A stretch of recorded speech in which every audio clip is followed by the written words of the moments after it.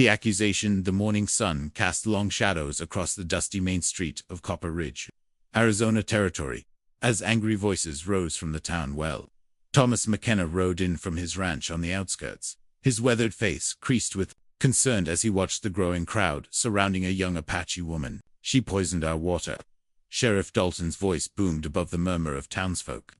3 families got sick after drinking from this well, and she was seen here at dawn. The girl, no more than 19, stood with her chin raised, despite the fear flickering in her dark eyes.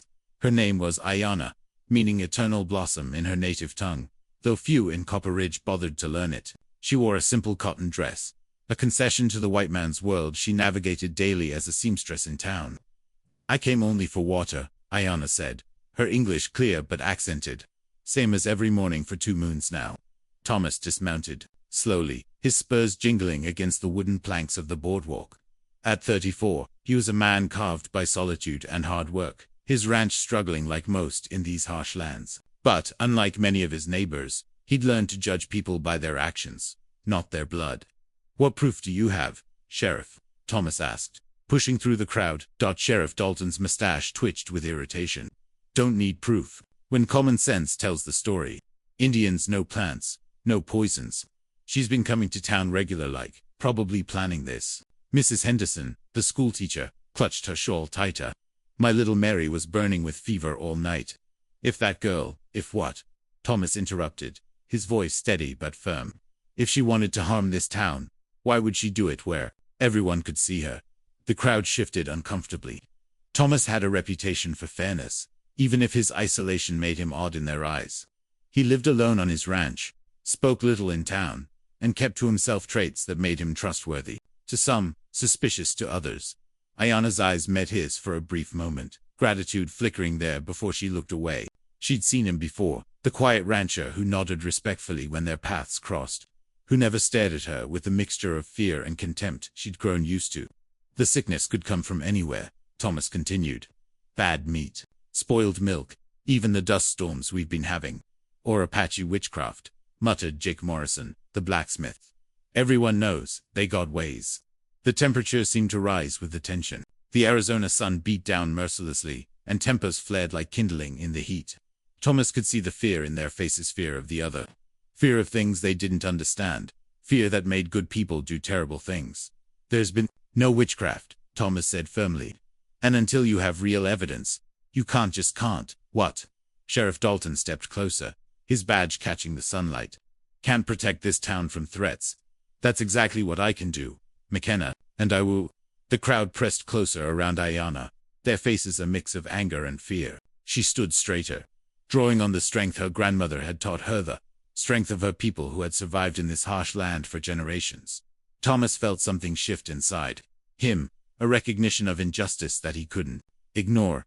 He'd spent years keeping to himself, avoiding the complications that came with taking sides. But looking at this young woman facing down an angry mob with quiet dignity, he knew his days of staying neutral were over. "If you're determined to blame someone," Thomas said, stepping closer to Ayanna, "then you better have more than suspicion and old prejudices." The crowd fell silent, sensing the weight of the moment. In the distance, a hawk circled overhead, its cry echoing across the desert like a warning. The confrontation was far from over, and everyone present knew that whatever happened next would change Copper Ridge the defense that evening. Thomas sat on his porch as the desert sky painted itself in shades of orange and purple. The confrontation at the well had ended with Sheriff Dalton agreeing to investigate further before taking action. But Thomas knew it was a temporary reprieve. In a town hungry for someone to blame, Ayanna remained the most convenient target. The sound of approaching hoofbeats made him reach for his rifle, but he relaxed when he recognized Doc Fletcher's horse. The elderly physician dismounted with a grunt, his medical bag in hand. "Evening, Tom," Doc said, settling into the chair beside him. "Figured you'd want to know about those sick families. Find anything?" Doc pulled out his pipe, taking his time, with the ritual of filling and lighting it. "Food poisoning, most likely. The Hendersons had some bad beef, and the other families all ate at Morrison's barbecue Sunday last. Nothing to do with the well water." Thomas felt a weight lift from his shoulders. "You tell the sheriff." Tried to, he's not interested in hearing it. Doc puffed thoughtfully. "Seems some folks already made up their minds about that Apache girl." The two men sat in comfortable silence, watching the first stars appear in the darkening sky. Thomas had known Doc Fletcher for 8 years, ever since he'd arrived in Copper Ridge to start his ranch. The old physician was one of the few people in town who'd shown him genuine friendship. "You took a risk today," Doc said finally. Someone had to speak up. Not everyone sees it that way. "Morrison's been talking around town, saying you're getting too friendly with the Indians. Some folks are wondering where your loyalties lie." Thomas considered this. His ranch was already struggling. Losing the goodwill of the community could mean losing everything. But the alternative, watching an innocent woman be scapegoated for crimes she didn't commit, was unthinkable. "Where is she now?" he asked. "The girl. Sheriff's got her in a room at the boarding house. Says it's for her own protection. But we both know it's really jail." Doc stood, shouldering his bag. "Be careful, Tom. Fear makes people do stupid things, and this town's got plenty of both right now." The next morning brought no relief from the heat or tension.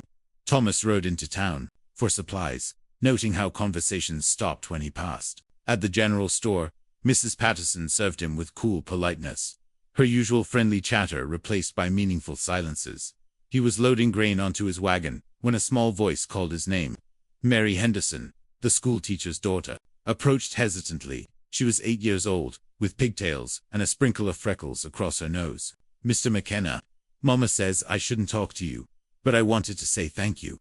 "Thank me for what, sweetheart?" "For standing up for the Apache lady.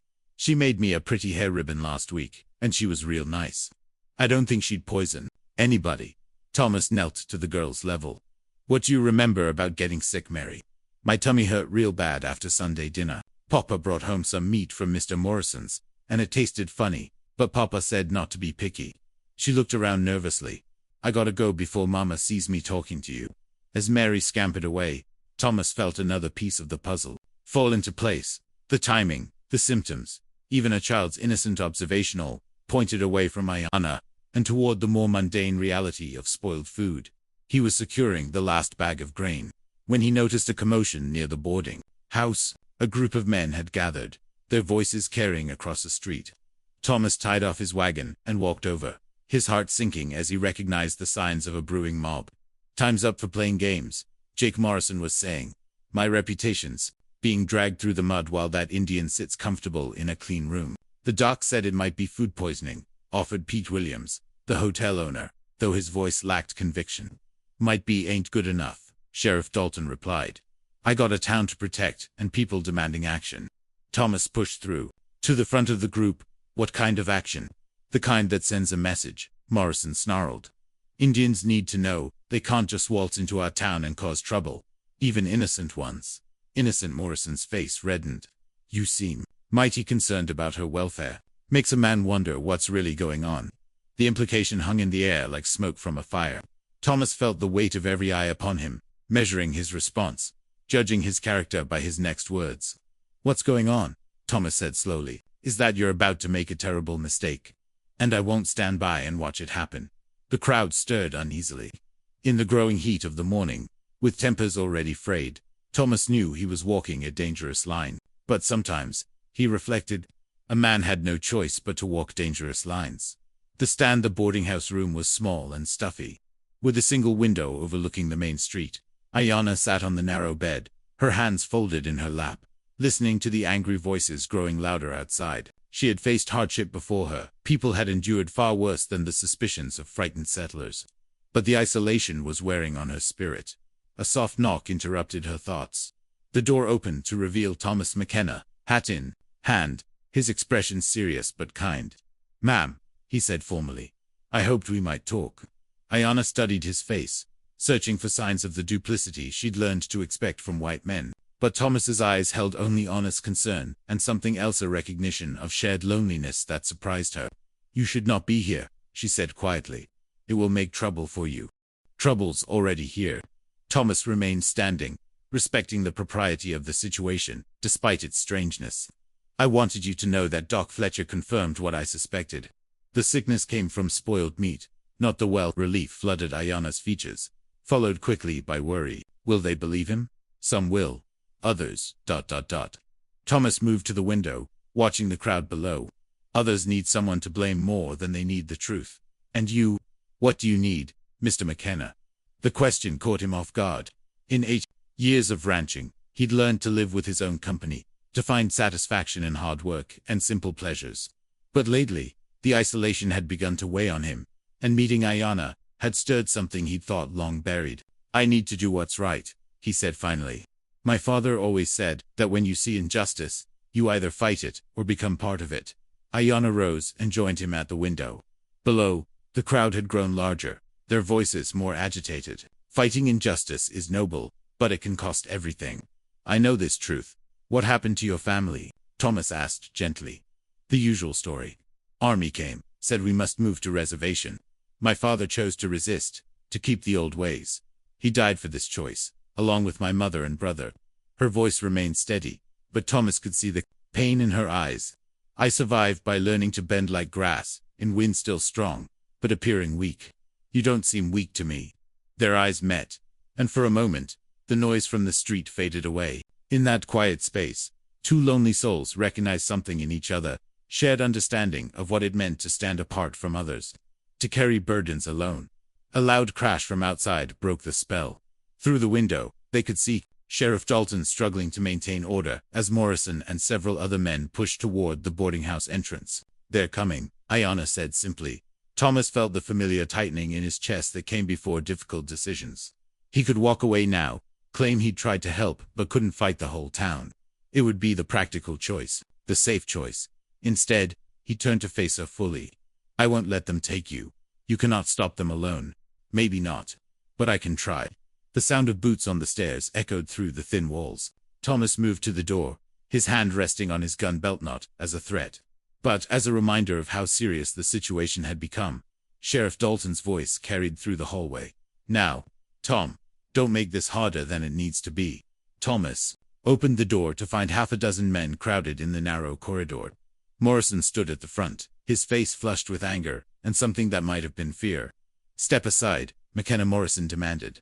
"This doesn't concern you. It concerns anyone who cares about justice."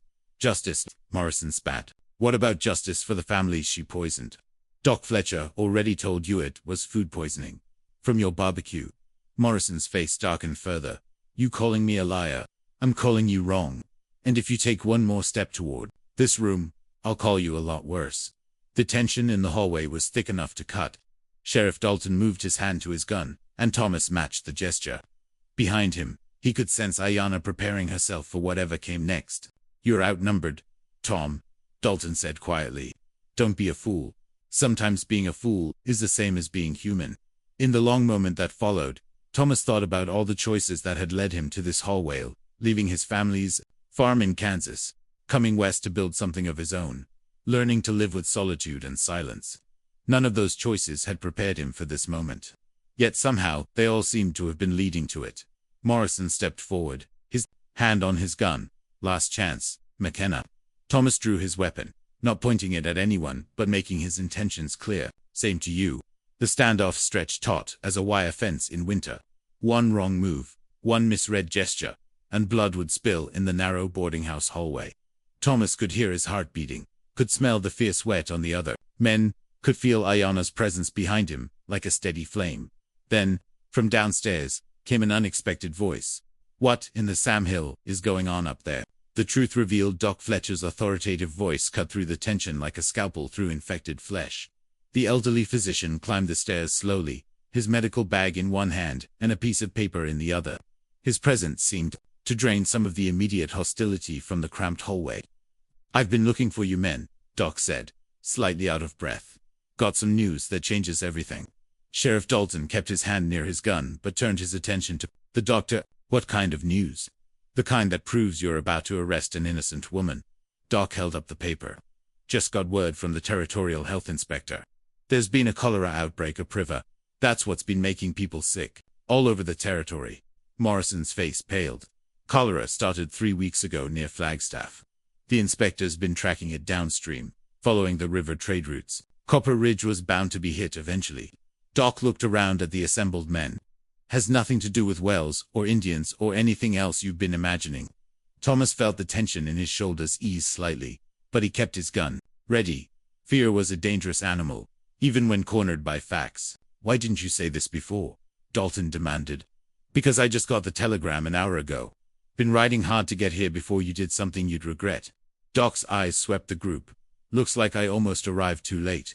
Morrison stepped back, his certainty wavering. But the timing, she was at the well when people started getting sick. Coincidence, Doc said firmly. The inspector's report shows the contamination pattern clear as day. Follows the river current, hits towns in predictable order. We're just the latest stop. Ayanna emerged from behind Thomas, her dignity intact despite the ordeal. I told you, I came only for water, she said quietly. Same as everyone else. The men in the hallway looked uncomfortable now, their righteous anger deflating in the face of scientific evidence. Thomas holstered his weapon, though he remained alert for any sudden movements. Sheriff, Thomas said, I think you owe this woman an apology. Dalton's mustache twitched with embarrassment and frustration. Well, if the doc's right, I am right, Doc said curtly. The question now is what you're going to do about it. Morrison backed toward the stairs, his bluster replaced by shame. We was just trying to protect the town. You were trying to find someone to blame, Ayanna said, her voice steady but not unkind. Fear makes people see enemies where there are none.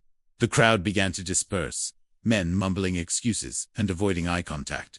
Within minutes, only Thomas, Ayanna, and Doc Fletcher remained in the hallway. Thank you, Ayanna said to both men. Your courage saved me from great harm.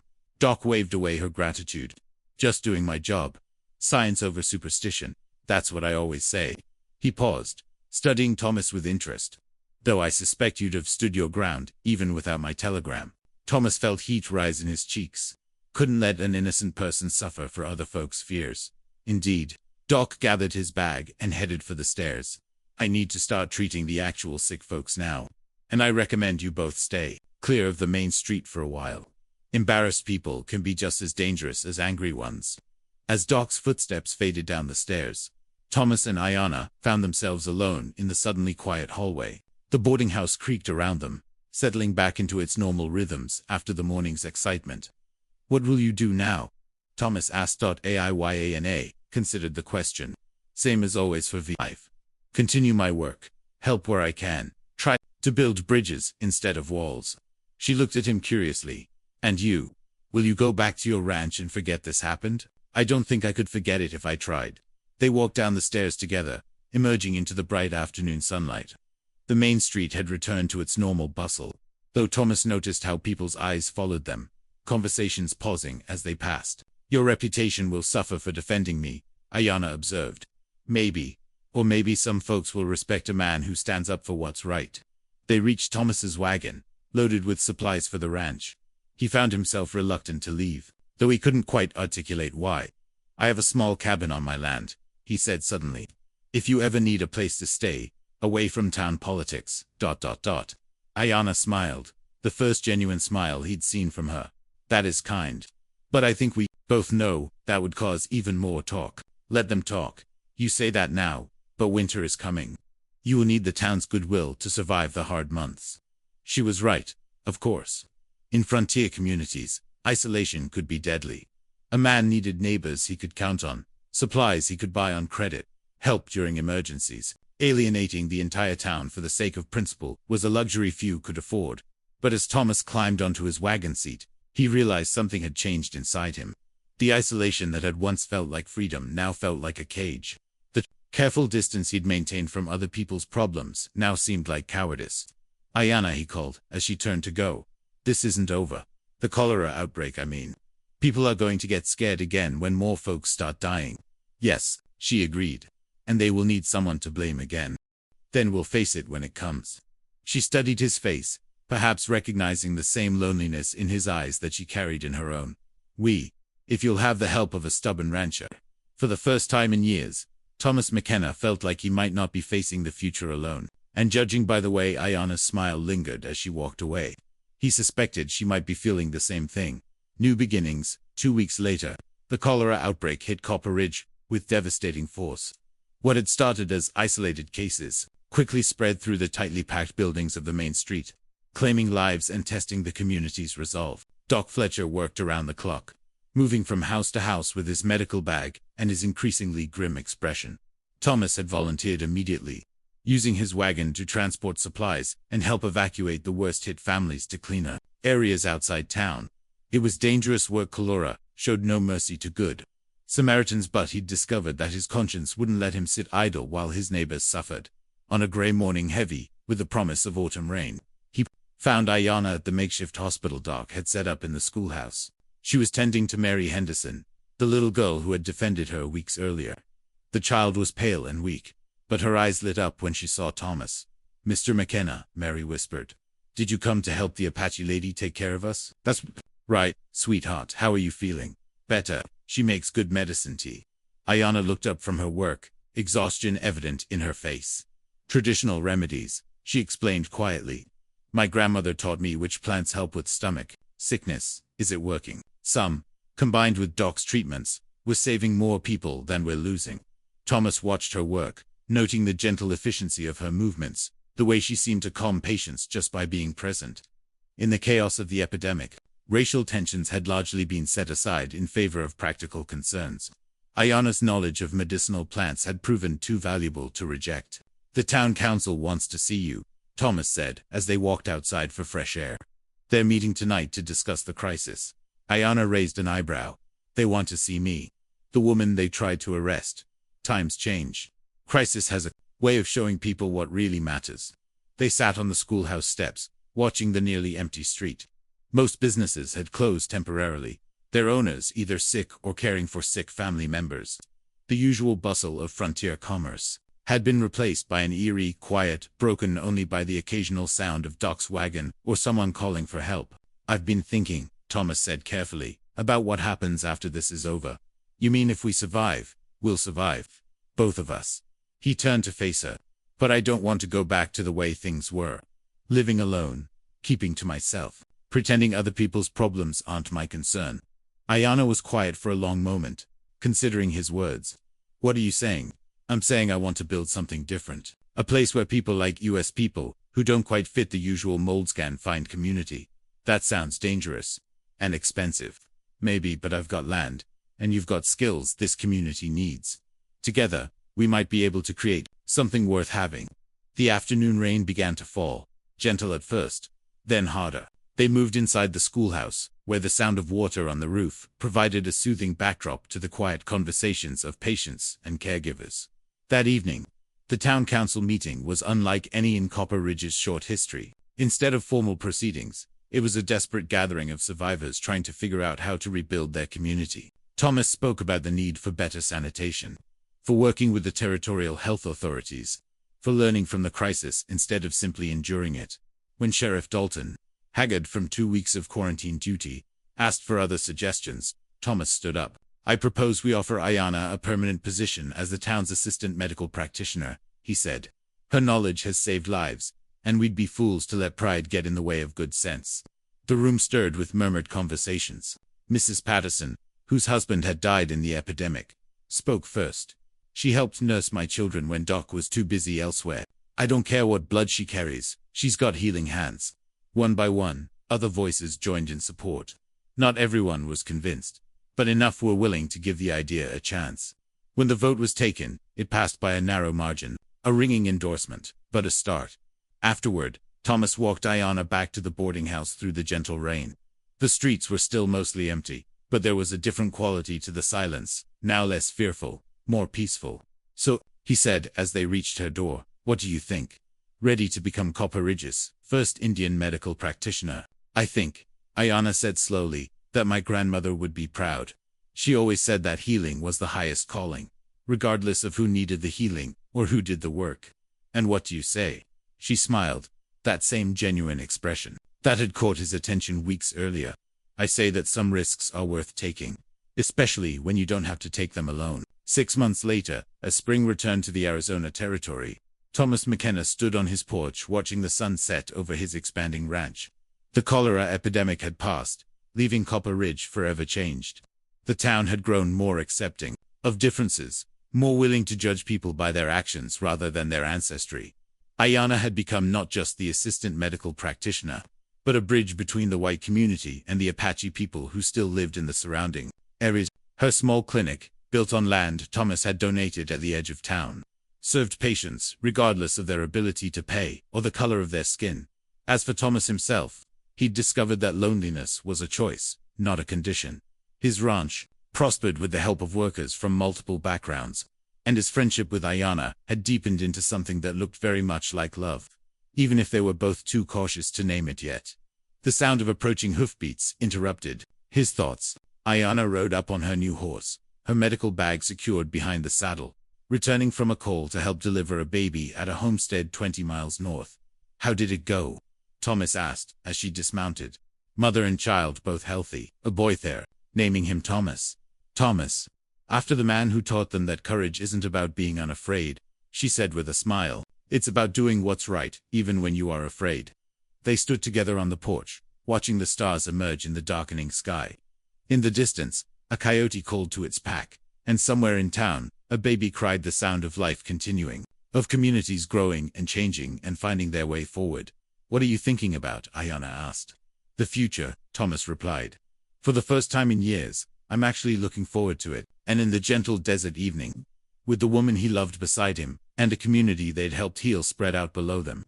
Thomas McKenna finally understood that some of life's greatest treasures came not from staying safe and isolated, but from choosing to stand up, speak out, and open your heart to the possibility of connection.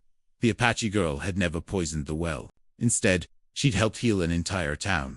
And the lonely rancher who'd faced down a mob for her had discovered that the greatest courage was not in fighting enemies, but in building bridges toward a better tomorrow. If you enjoyed it, subscribe to the channel and leave a comment. See you in the next video.